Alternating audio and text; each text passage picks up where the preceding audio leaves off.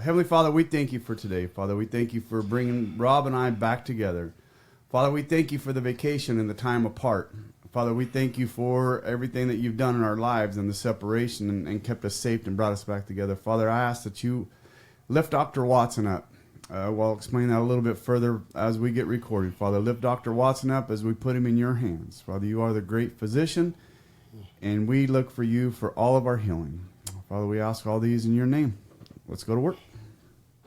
Welcome back to Recovery Unfiltered.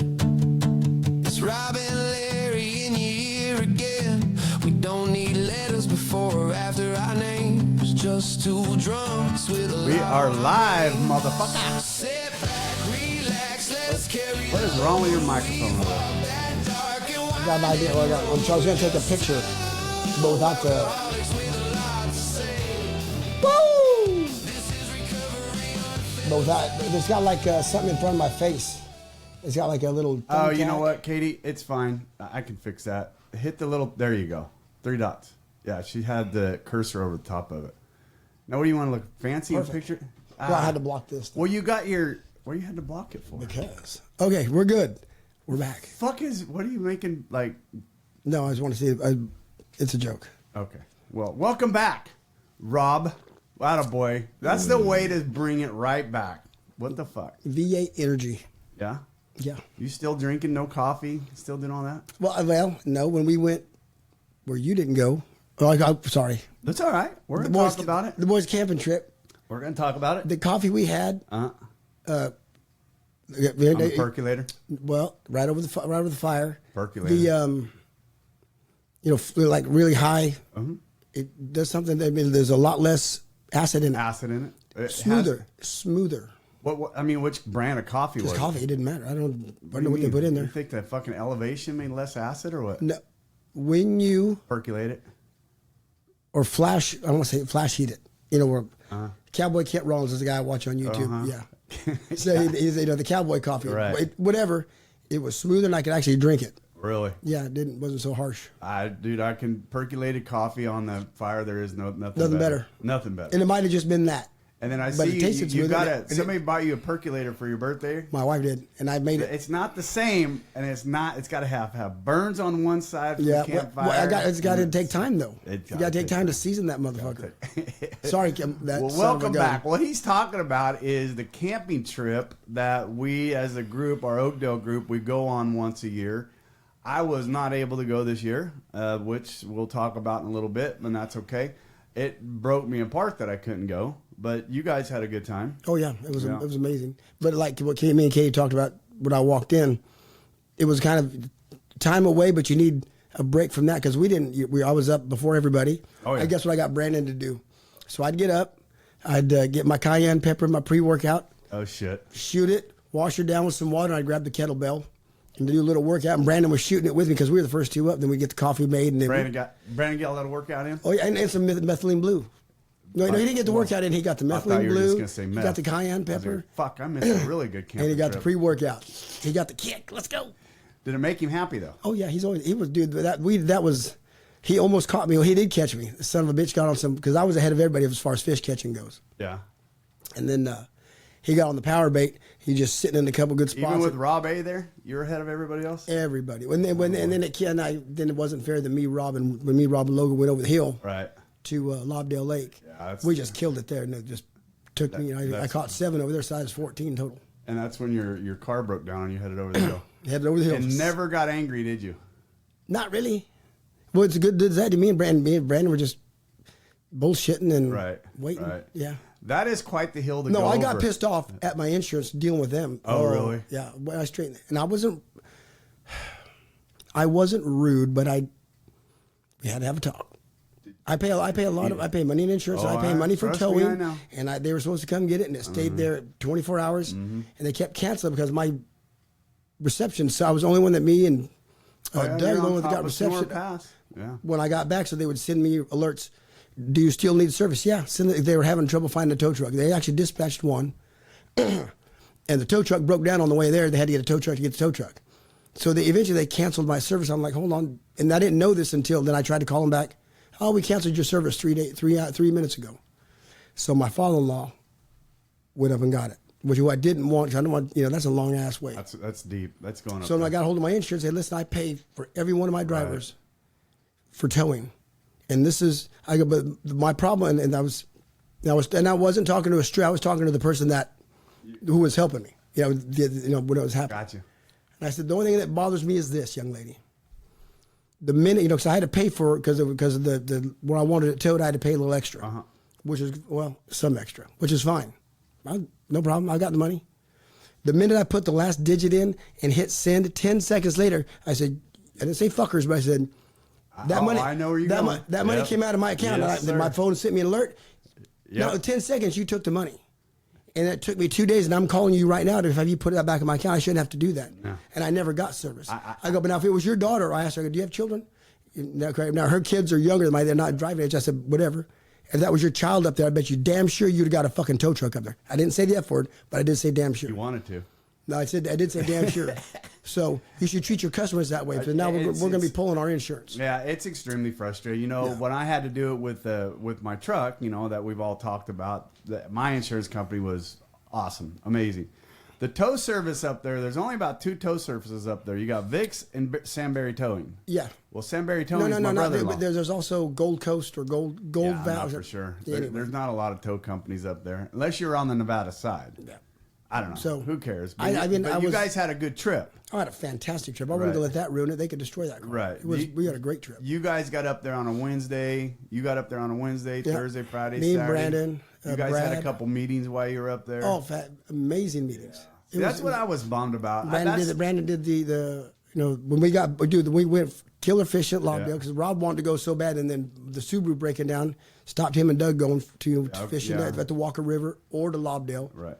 So Rob still wanted to go. So I said, listen, if you still want to go, because no one else wanted to, I said, me and Logan, we'll travel with you. We'll go do it. It's deep from where you guys are at, because from Sand Flats out to the main road, it's about 7 miles, and it's a long ways over. But it's only an hour and a half. It's still a truck to go fishing. But a half hour of that drive is once you get off the road towards Lobdell. Yeah, it's just off road. So you got to kind of, that's it. That's just an hour from there. Some great fishing back there. there. Beautiful country. Beautiful country. Yeah, if you get the opportunity to go back in there, we're going. And you guys had some good meetings, right? I was so bummed out. I got the greatest, and I even again, when I went and shared, I got my coin for primary. Right. Doug gave my coin, and I got to share. The greatest decision I've ever made. And that night was May 28th at primary. Was that day 15 years ago when I came in there, and that's the first time I met Jay and asked a man to be my sponsor and take me through the steps. But now, and my family agrees that that's the greatest decision. Now, the greatest honor I've ever been given in my life. I know what you're going to think was when your wife's hand the marriage. Meeting me? No. It was meeting me. I got to baptize Brad and his son. That's where I was trying to get to, asshole. That's where I got to baptize somebody. That was amazing. Yeah, I was trying to get you to get to that. So, talk to me about that, because when I saw it, right, I'm at home pouting like a little bitch, and I'm going to talk about that a little bit more in a minute when I start talking about myself, which is unusual for me to talk about myself. We'll get there. But we'll get there. When I saw the pictures coming across, and I was pissed that I was seeing these pictures, I saw you in the river with Brad, and I'm like, there's only one reason why these two monkeys are in the river together. And I texted you guys, but one of you guys had a Starlink or something.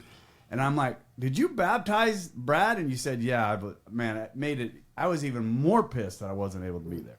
But what's more amazing about it is think about the trajectory of that. When Brad first come to the meeting, it's not that I don't believe in God, boys, but I'll find him on my, I'm going to do it my way. Don't push nothing on me. And then just watching how God works and watching how Brad's grown, dude, what a gift! Awesome. What a gift! I know that I was super bummed about that trip that I wasn't able to get to. We're going to go over a couple things here in a few minutes. We'd like to go back in August for a couple days. Yeah, it's hot up there in August, brother. Yeah, I mean, we're going up as a family. We have our big family reunion every year. But you guys got cabins.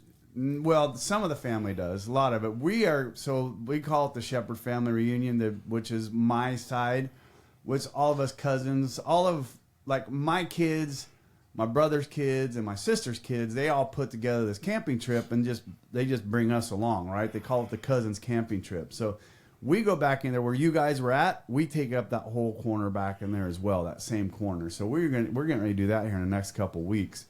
So I'm excited for that one. I'm in shape to where I can do it now.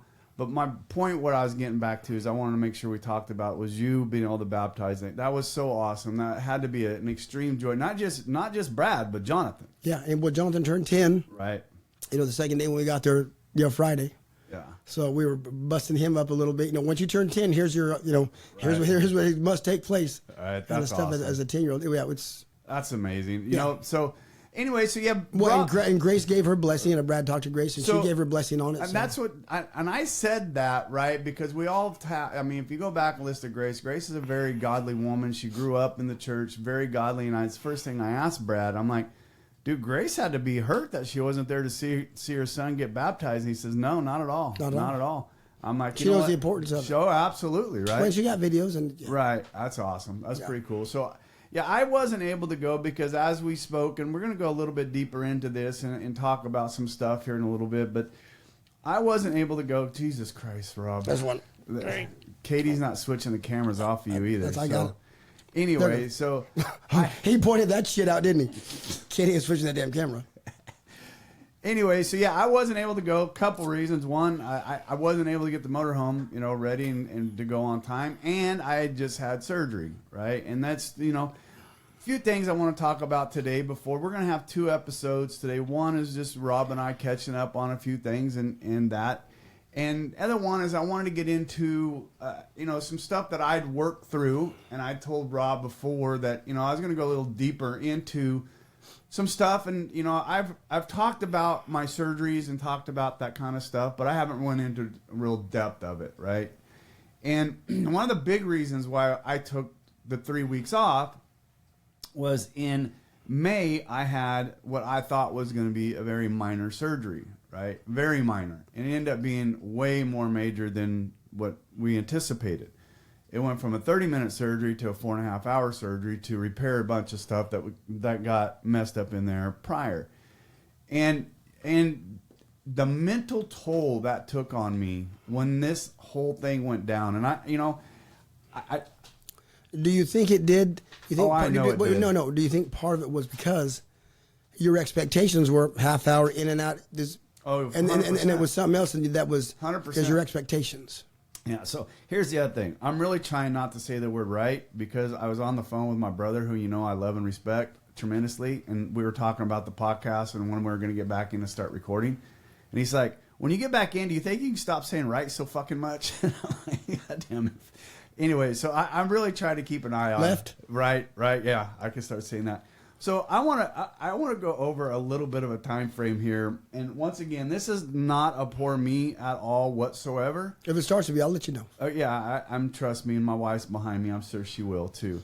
So I got sober April 12th, 2022. Right, that was my last time I took a drink. On August of 2022, I had my hip replaced. Right, September of 2023, I had my first fusion in my 3 and 4. Right. That was September of 2023. August of 2024, I had my SI joint fused on my right-hand side. And then in December 29th and 31st, I had a complete fusion from my 3 all the way down to my S1. They decided to go all the way down on full cage.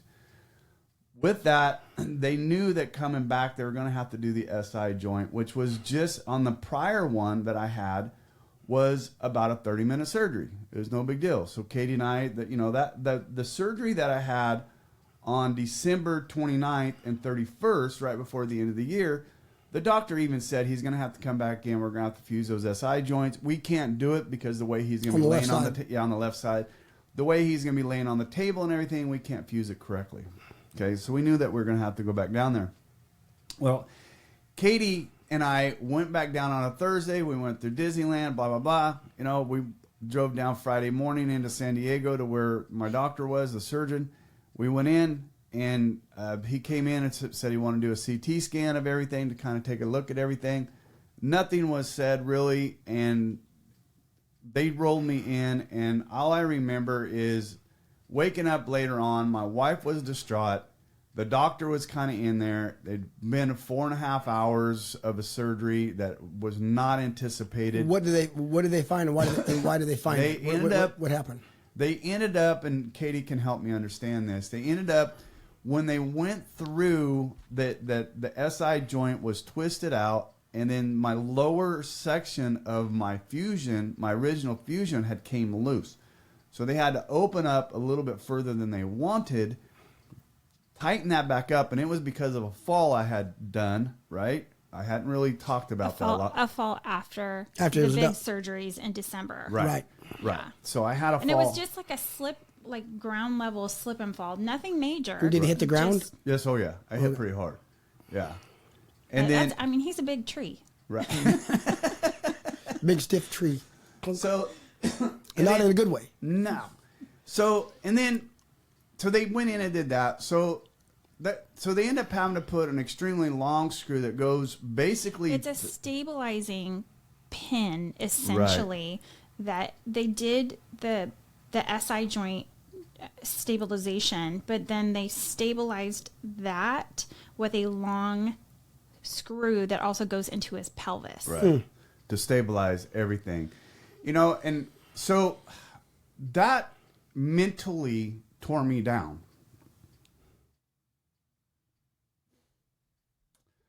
I had a, you know, like I said, the first one, it was like a 30-minute surgery, back to back, you know. So this one, I got home. Kay and I drove home, and that was on a Friday. I drove home on a Saturday. Not that big a deal. I didn't really think that it was that big of a deal.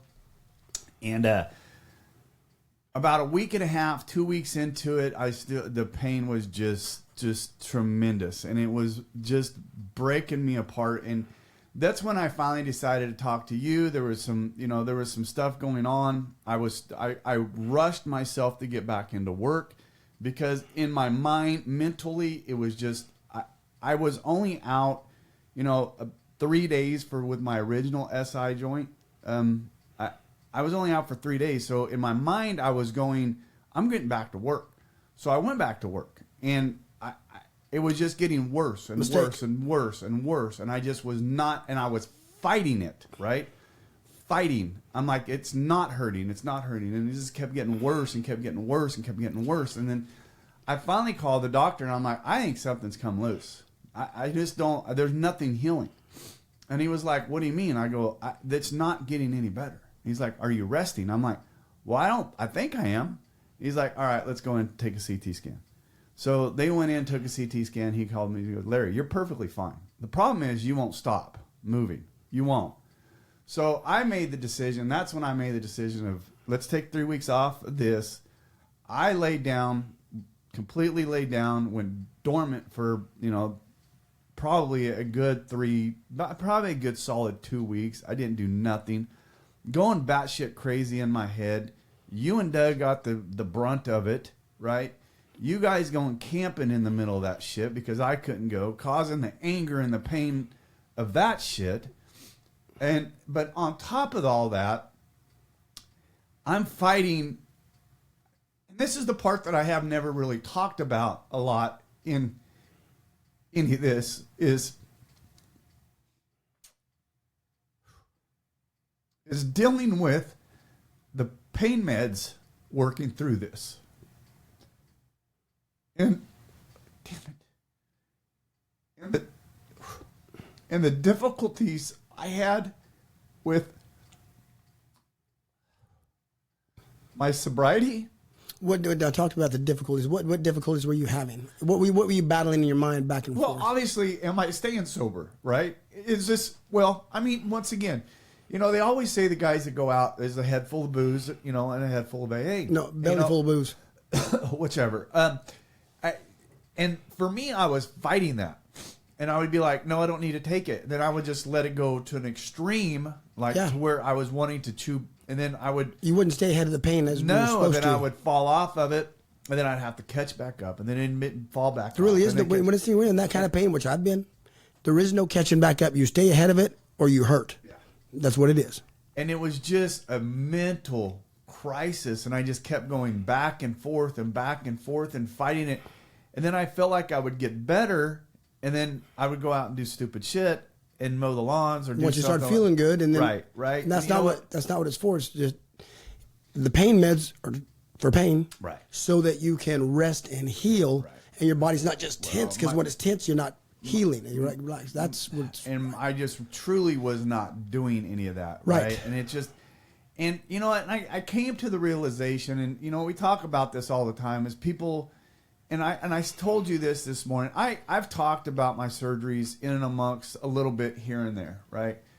And when I say I haven't had a sober day without pain, it's a true fact, right?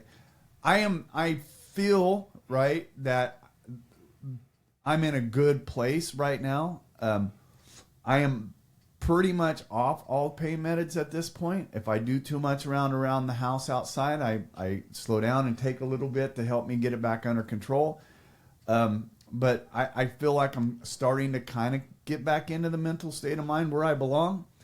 But that was the part that worried me the most, was how it just tore me down, right?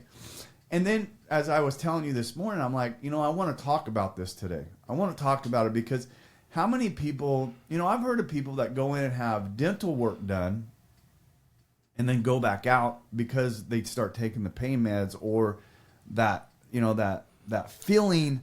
I think spiritual fitness has a lot to do with that.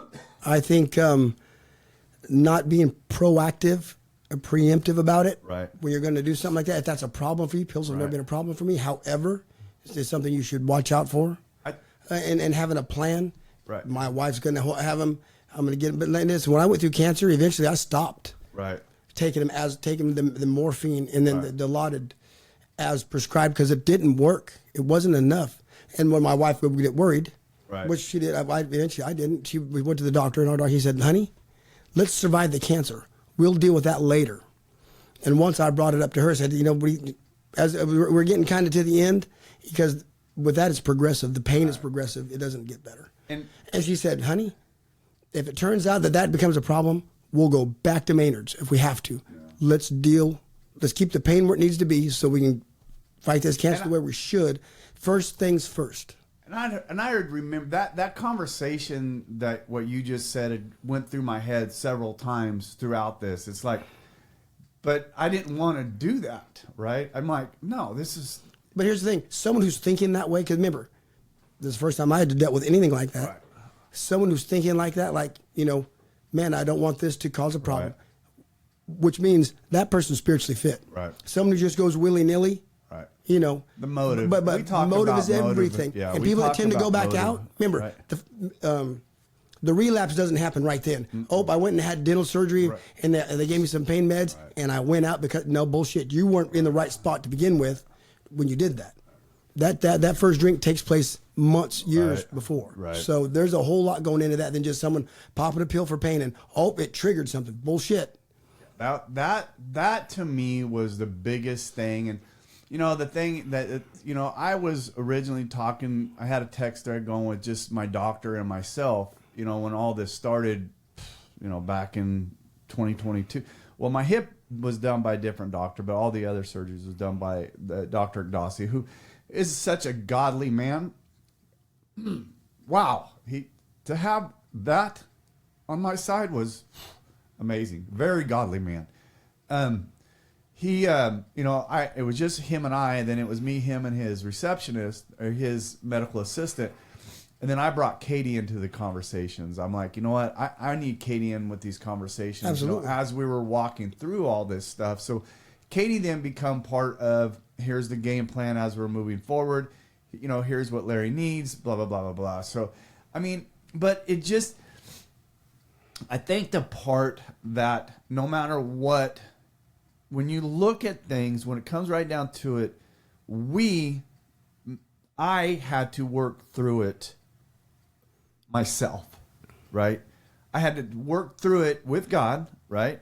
Obviously, a lot of God there, but I had to work through that, even though I had the support of you guys, had the support of my wife, I had the support of, all this support. I ultimately had to do the action and everything it took to stay inside of where I needed to be, and not say, fuck this, and I'm going to go back to drinking, I'm going to go back to doing everything else. It was a lot. And the anger that came back up. Whoa. What were you angry at? And why? 5.5 years of Or pure who were you pain. angry at? Pain. 5 years of just pain. It's like, So was that anger directed at anybody? God? no, it wasn't directed at Just nobody, angry. just angry. And you know what? And here's the thing. I may not be through the woods, right? Maybe I don't not. know. I mean, I pray I am right now. I pray I am, and like I said, never a poor me. I do not believe in the poor me bullshit, right? This is everything that I'm dealing with is shit that I've done to myself. I have done every ounce of pain I'm feeling, everything I'm doing. I did it in a wreck, drunk. I've done it in a motorcycle. Everything I'm dealing with. Also, not quit chewing tobacco so they didn't heal, falling down, doing too much. You are the problem. I am the problem. Yeah. Right? And I know that. And what's the very And poor Katie right.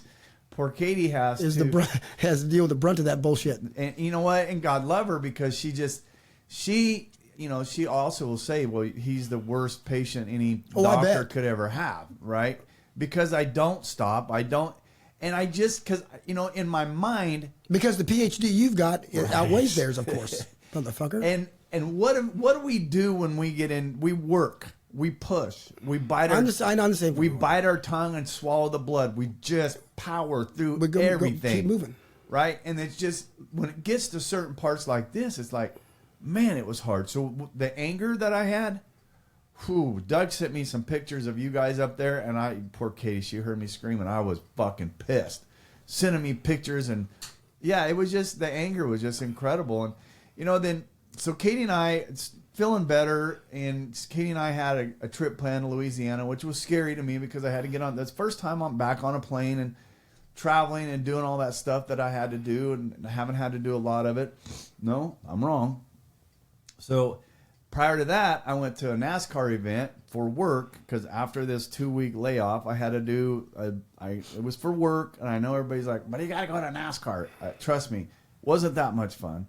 So I had to fly down there. I stayed off my cane, which was a stupid mistake, right? Stopped using my cane, stopped doing all that stuff. And Why? all I did, Hold on. Because of pride. Pride. It's 100% Let's share with the pride. audience It's why. pride and ego. Exactly. So let 'em Here's know. the thing for me. If you can't see a cast on me, then there's nothing wrong with you. That to me, and that's my own poor judgment when I look at other people. I don't see anything physically wrong with you. Get out of the fucking chair and walk. That's my own judgment. Is that the one where you cut out? Because I was talking about the fat people in the motor scooters that just Right. I cut ran their that shop. out. Yeah, because they're. So yes. So But here you are. I know. Don't cut it out though. No. So I and then when we get down there, so we go. They have us going through on the tour through the pits and blah blah blah. And finally, they could tell I just couldn't move anymore. They go, "Do you need a ride back?" And I'm like, "Yes." So they come and got me on the scooter and took me back to where I was supposed to go. And then 2 days later, Katie and I left for Louisiana, and I'm still in just so guess what? Now Larry's on a cane walking through the airport, doing what I'm supposed to do. Katie and I drove all over Louisiana, had a blast. Maybe she didn't think we had a blast, but I did. Got to meet Stale Cracker, which if you've never seen Stale Cracker on YouTube, he's an amazing Cajun cooker, and he's a blast. I actually went to Kentwood, Louisiana, to where he does a lot of his stuff, and it was a blast. Got to meet him. So anyways, Did you eat any food? Oh God, did I eat food? No, with him. Did he make you any? No. He was. You know what was fun with him was I wasn't expecting to run into him there, because I was going to go in and get just some spices from his warehouse. Get the old Cajun two-step? Yep. And we walk in, and there's a couple other people in there. We got to talking about it, and I call him Justin because I've been watching him since he was Justin. Yeah. Put down on a cracker, dude. Yeah, before he switched to Stale Cracker. So I've been watching him a long time, and all of a sudden he comes walking in from out of the back, right? We got to talking a little bit, and he's like, "Before you get done, come on down to the kitchen." So Katie and I got to walk through the kitchen. We were sitting there talking, and his wife was standing there, and I asked his wife, I go, "Hey, what'd you think when he started all this crazy shit?" And she's like, "Oh, I thought he was a nut." And then I was like, Katie thought the same thing when I started this podcast, and he asked me a little bit about the podcast, and then a lady that was working there was talking to Katie, and she has 6 years of sobriety, so it was pretty fun to get to talking a little bit about that. And anyways, it was just a blast. Then we drove down to Buc-ee's because Katie and I are on a Buc-ee's tour, so we had a blast. I got to get down there. And you know what? And then poor So Katie, where's the nearest state there's a Buc-ee's? we Arizona. just got Goodyear, Arizona. they Goodyear, Arizona. just opened So one. how far is that from 13 miles? 13 hours? About 13-hour drive right From now. here? Yeah, about 13 and a half hours. Really? Yeah, you ready to go? Sure. We'll be back by morning. So Katie, some brisket? what is your Brandon did a great brisket too, by the way. But you didn't get to taste it. Thank you, Craig.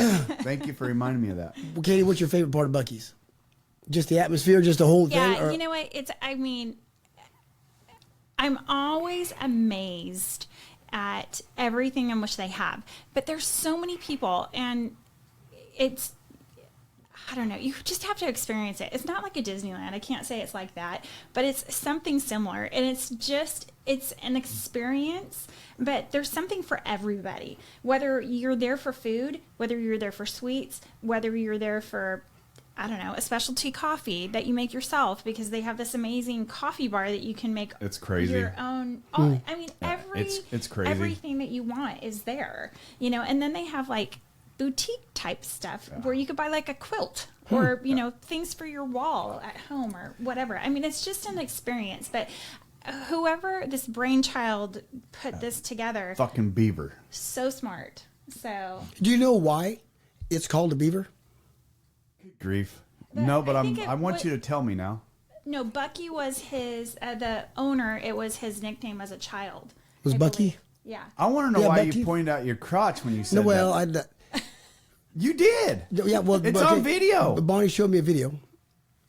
Shared. Here we go. Back in say the mid, Wild West prostitutes, they thought shaving their nether regions would help with lice and lice and crabs.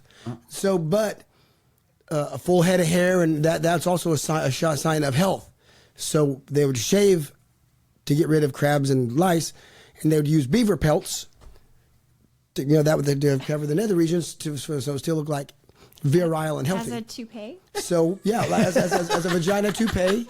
So that's where the nickname, that's where the beaver came from. That's too funny. Yeah, for vagina. So Learn something every day. Fun But facts what's- with Rob Don. Yeah, But just here- pull off the beaver pelt. Here's the fun part: is you thought you were going to get away with what you asked. Katie answered Bucky's. the Bucky Beaver part. Yeah, but she didn't see the I hand did. gesture. Yeah. I did, and I wasn't about to let you roll off of that one because I saw. I had to point to me, even though I don't have one, because I'm not going to point at your wife's nether regions, even on or off camera. right. Not appropriate. So, anyways, Larry would. So, yeah, I'm very By inappropriate. the way, Mississippi is beautiful. Beautiful. Beautiful. Very green. Louisiana was very nice. What about now? How was the weather? Humid. I mean, because it's just June. It wasn't really bad until the last couple of days, and it was. My niece is from Alabama, and she says you were. It's like walking through soup. It was really like walking through stew. It was so thick the last 2 days, and we were actually in New Orleans those 2 days, which the history of that town is amazing. It is disgusting. It is horrible. Horrible. God, it's bad. And I also ruined a very nice pair of sandals. I left them in the hotel because they were broken. Damn it.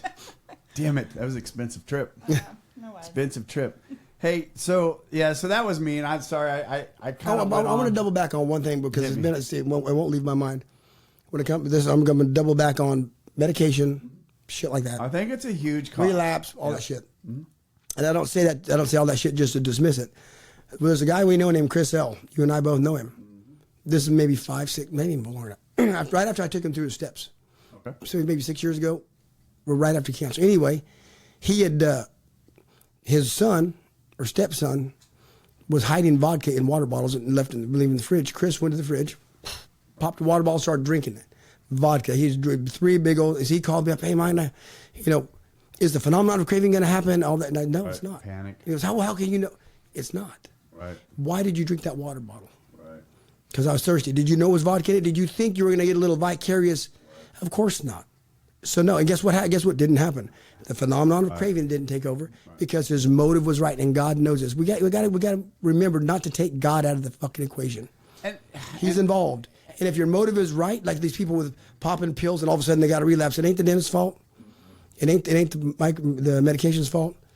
It's on you and not being fit And what was your It's motive? that, and that. So here's the thing, right? And through that whole thing, and what you said is right, Rob. But understand where I was at. No, I got you. I was mentally under attack by so much. I was physically beaten down. I was mentally beaten down. Oh, the combo, baby. I wasn't able to get out and do my job like I do in my job. You know, I wasn't able to be hands-on where I've been doing my job from inside the walls of this home. That's not me.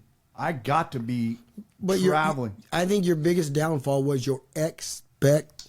Thank you. Thank you. Right? So That's what did you in. that's 100% is what did me in, right? Because So what can we learn? What would you, so going back, so someone else is going through Larry's surgery that here's your what, doctor calls you, right. hey Larry, I got some guy named Steve, Right. because his name is fucking Steve, Right. getting ready to do the same thing you're getting ready to go through. What advice would you give that guy? Sorry, Philip, for saying right so much.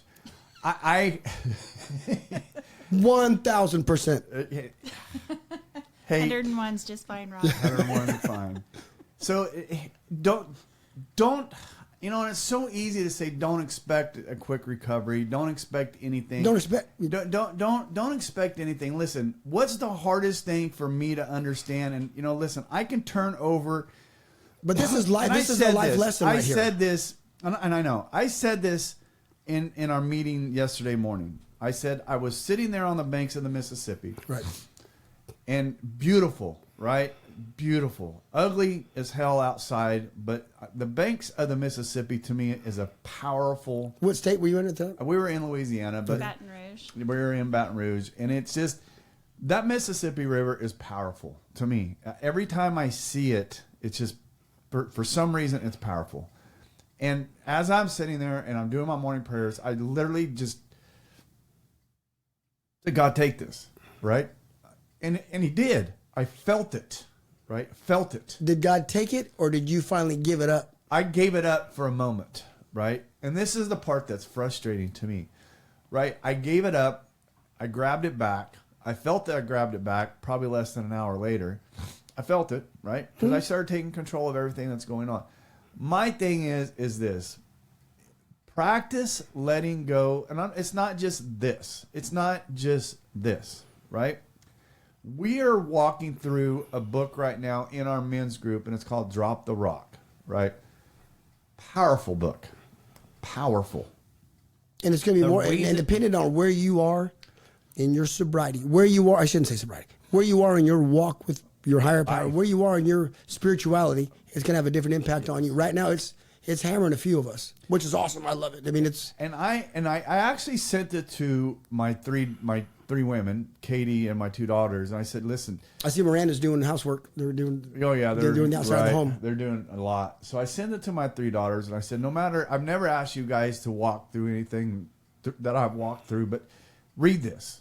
It's a small book. It's short, and those three girls love to read, right? Yeah, So- they haven't done a day or less than. So there's some stuff in there that they may or may not understand. I said, if you don't understand some of it, when there's talking about the other steps, call me and I'll help you understand it. But read this book, because when it starts talking about character flaws and changing our characters and changing that kind of stuff, and I've said this all along, that changing some character flaws in me has been scary, right? Because there's certain things that have allowed me to become where I am today in my life, right? So I read this morning, and it has literally changed the way I look at a lot of things. And I'm actually going to read it directly from the book, because I wrote it down, and I don't want to screw it up. But it is, so here it goes. It goes, choosing to move into willingness and being willing to choose. In other words, being willing to take responsibility. It is a positive way of living. It's saying, hey, I'm worthy. Moving toward being different without pain and resentments. I value myself and others enough to choose to make changes now rather than wait until I can't stand not making a choice. It's a completely different perspective than waiting until it hurts to make choices. The majority of us are very aware of our defects of characters. Very aware. I know my character defects. I know them very, very well, right? But often it isn't until we are sick and tired of being sick and tired that we become willing to change, acting as if the choice is already made and the changes in our lives are already in place, puts the power of our will in line with the power of the universe so that we can move forward more gracefully into living without defects unchecked, right? We're going to change the universe instead of changing our defects. But you know what that's called? So, Maturity. okay. Will it work? About as well as we surrender, right? It's only going to work as well as we surrender. Will it change our lives? Yes, without question. It is a matter of practice and willingness of using the steps we're already taken. Practice. Thank you. You got it. Right? Of already taken to maintain our commitment. The more willing we become and the more we practice acting as if, right? As if, the more active our surrender becomes and the more we're able to live as if. It is a fulfillment and rewarding process. Acting as if can raise questions of geniusness or authenticity. Here's the kicker. Is there a conflict with the person I am choosing to become and the person I currently am? Yeah. So on the banks of the Mississippi, Yep. because of pain, frustration, and anger, you were willing to give God that for an hour. Yep. As we mature, we won't allow ourselves to get to that pain. We will just be willing to hear God. We know that's spiritual maturity, and it takes time and practice. It was that conflict. Yeah. Right? That conflict. And when I read that, I'm like, that's what made me this, this hard grit. But it's not working anymore. Well, and God's saying, do you try? Because what you're asking God is, who will I become? If I give this up, who will you going to make me? And God says, doesn't matter. I'm the one making it. Do you trust me? And right now you're saying, yeah, for an hour. Right. And then, no, I don't. So it takes practice. Right. And so I think that's where I'm getting at through this. And that's everybody. Right. As we grow, because it was like we talked about the Saturday, Saturday morning meeting. It was sanctification. If you're a Christian, sanctification is God. Hopefully not through pain, hopefully that you are, as you want to grow, he conforms us to the image of our God, of Jesus. That is just... In AA, it's called what? Spiritual fitness. We get spiritually stronger. We grow and we get more spiritual maturity. It doesn't take... Early sobriety took a fucking 2x4 across the head. Oh, okay, yes, God, now I'm looking that way now. It should, at 15 years, it should take a breeze. The still small voice of the Spirit. Sometimes it does, sometimes it does not. But that's growth and practice. Yeah, and it feels like, I've had since April 12th of 2022. It's just, and I've said this so many times. Okay, hold on one thing. And with you, and with God, the stronger the will, the bigger the hammer. Yes, sir. Yep. So. Yeah, and it's just... So why is it so much, Lord? Why is it so much? Because you're so fucking hard-headed. And me too. So the stronger the will, the heavier the hammer he's got to use. And it's just, and it keeps going back to, I have to release this in order for me to move through that. But the conflict that I have is this hard-headedness has got me to here. Right. And that's it will get you no further, is what he's telling you. It will get you no further, son. Right. So give it to me. Right. He's not going to take it from you. No. It's not his job. It's like he didn't take my alcohol. He hasn't taken it. He said, give it to me. And I think that's just if you want to. How free do you want to be? Yeah, and that's where I've kind of come to in these last. I've really, and once again, I'm going to say this. I have really come to these last couple days of turning so much over. I was willing, when Katie got the phone call earlier about her doctor, I was willing to shut everything we're doing today down. I was, nothing else was going to happen until we found out what's going on with Katie's doctor. That was me turning over. I just, that's not normal for me, right? That's not normal practice for me. I fought even saying that out loud to Katie. What do we need to do, babe? What do we need to do? She's struggling, right? But she's right here. She's tougher than we are, though. Let's be honest. There's nothing we can do. But I have to practice that stuff because in my mind, because it's not natural to us. It's not natural. And because I'm hard grit, right? Hard grit. And for so very long, I didn't think I was. I didn't believe that was me. I'm not hard grit. I am a soft person. I thought that for a very long time. I have to be harder. I have to be tougher. I have to be harder and tougher than the next guy. Always kept thinking that. But now I've gotten to a place where, so yeah, that's where I'm at currently, is just, I have to stop and take each moment as it's given to me, right? And as where I'm bringing this all back around to a topic, as far as, to our listeners, is don't try to strong will this thing, man. Don't do it, because it will bite you in the ass. And when you turn around and look at your ass, right, it's your teeth buried in your own ass. And it's just everything that I've gone through is because of me, and my stubbornness, and my hard-headedness, and my willingness to say fear. Yes, fear that fear. Who am I going to be? Who are you going to make me, Lord? Is there a conflict in the person I am choosing to become and the person I currently am? We don't know that because we don't know who we're going to become, because it's not us doing the mold. It's God, the God of our understanding. He may have a whole lot more in store for me than just this. Oh, I'm sure he does. So anyway, so that's where we're at. That's where I'm at. I don't know that. It doesn't matter. Right. Are you going to let him have it? That's the question. I'm going to try. I'm going to practice, as we say. There you go. I'm going to practice. The more I go, and here's the worst part, right? I thought I was there already. No. You know what I'm saying? Yeah. I thought I was there already. And heaven forbid. as far as you can, and as far as it depended on you, right, you were as far as you could go there. But it took more motivation on his arm, or let life happen, pain, frustration, anger. It took more motivation to get you where you okay, I wasn't there. And here's a glimpse of what it feels like to be there. But can I get there without all this other added bullshit to me? Without the the hot shot in the ass. Well, I can say this. I'm excited for my next venture. I'm excited to move past this. I truly believe God has been working desperately hard and keeping me down for a period of time. And I've said that multiple times to you guys. I am not afraid what comes next. I am not. I'm ready. So it worked. Yep. The motivation he used worked to get you to the next step. Whatever that is. Of your spiritual evolution. Whatever that is. Yeah. I'm ready to go. All right, baby, let's shut us down. Let's get out of here. Love you guys. If you'd like to reach out to us, please email us at recoveryunfilteredpodcast@gmail.com.